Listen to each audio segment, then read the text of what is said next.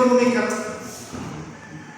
karamihan sa Deuteronomy ay repetition of what was said in Exodus, Leviticus, and Numbers.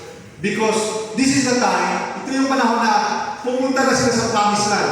Ito yung panahon na sinabihan na ng Diyos si Moses, hindi ka makakapasok sa lupang pangako because you have disobeyed me. Sinuway mo ako, kaya hindi ka makakapasok, kaya ituro mo sa kanila ito. So, sinabihan sila ni Moses, ang Israelites, walk in obedience.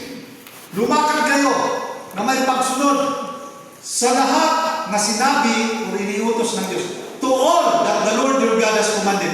Obedience is not just for some or for few. Ang pagsunod, dapat ang pagsunod natin ay yung lahat.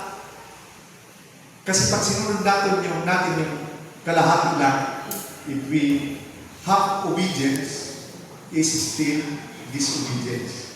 Kapag sinunod natin ang katumak lang, o sinunod natin ang gusto lang natin, sabi dito, walk in obedience to all that the Lord your God has commanded you, so that you may live and prosper and prolong your days. Take note, the fruits of obedience, ang bunga ng pagsunod ay mabubuhay ka ng masagana. Live and prosper and prolong. Hahaba ang iyong buhay doon sa lupa mamanahin ninyo. Sa Tagalog ito po nakasabi, mamuhay kayo ayon sa kanyang mga utos, sa ganoon sasagana kayo at hahaba ang buhay ninyo. Napakasimple. If you want to move forward with God in 2026, let us walk in obedience. Ano po ang mangyayari kapag tayo ay ito? Ang pagpapala ng Diyos, karamihan ito ay nakakonekta sa ating pagsunod. Do you agree? Naniniwala pa kayo nito? Ang pagpapala ay konektado sa pagsunod.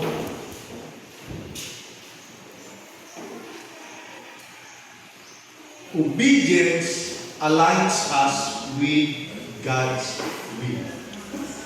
Kapag tayo daw ay palaging sumusunod sa Panginoon, nakalinya tayo, naka-align tayo sa kalooban ni Lord.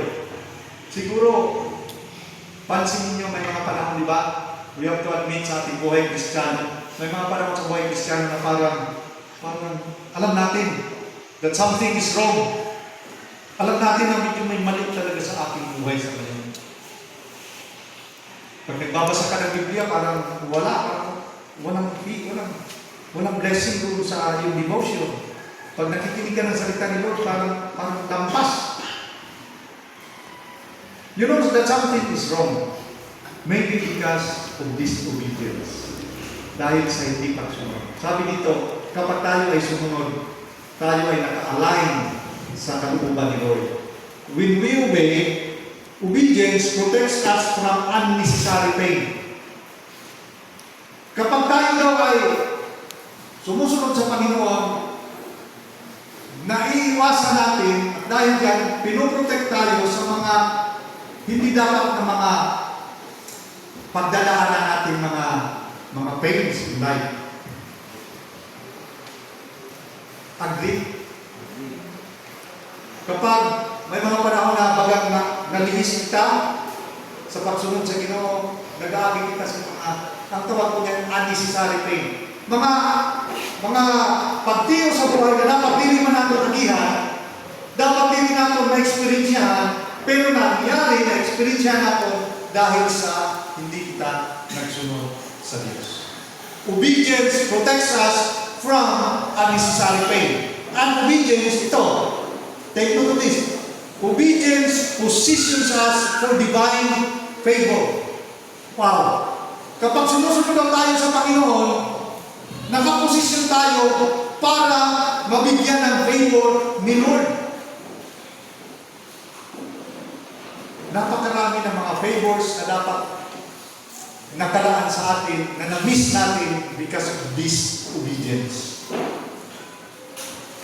Marami din mga favor na unexpected. Di mo akalain na mangyari. Pero nangyari. Why? Because of your obedience. You position yourself for divine favor. Yung akala mo ang hirap-hirap, parang hindi mangyayari, but dahil sa ikaw ay umube, ikaw ay sumusunod sa Panginoon, may divine favor. Sino nang nakaranas ng divine favor because of obedience? Ang iba siguro ayaw lang magtaas. Yung pagtaas, hindi mo tinataas ang sarili, si Lord. So sino ang naka-experience ng pagpapala or favor ni Lord? Wow! That means obedient child ka ni Lord. Because obedience positions you for divine favor.